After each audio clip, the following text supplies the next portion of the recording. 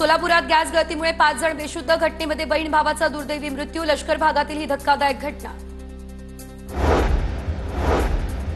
रत्नागिरीच्या धामणसे या गावातील महिलांच्या टिपरी नृत्याची झलक, तर ग्रामीण भागातल्या प्रत्येक घरात गौरी आगमनापासून पूजनापर्यंत टिपरी नृत्याची परंपरा।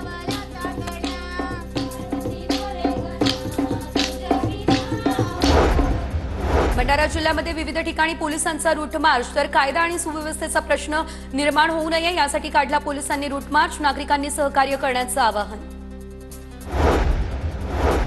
गोंदियामध्ये 645 शाळांमध्ये महिला शिक्षिका नाही। 1642 शाळांपैकी 997 शाळांमध्ये शिक्षिका। शासनानं 1ली ते 8वी पर्यंतच्या शाळांवर महिला शिक्षिका असणं अनिवार्य केलेलं, तरी देखील शिक्षिका नाहीच।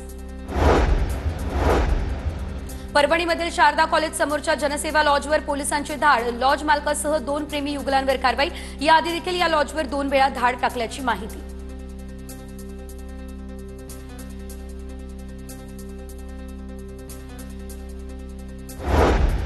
धुळ्यातल्या शिरपूरमध्ये वृक्षतोडी प्रकरणी डॉक्टरवर कारवाई। डॉक्टर प्रितेश शहा यांनी बेकायदेशीरपणे तोडफोड केल्याचा ग्रीन आर्मीचा आरोप। डॉक्टरकडून 10,000चा दंड वसूल।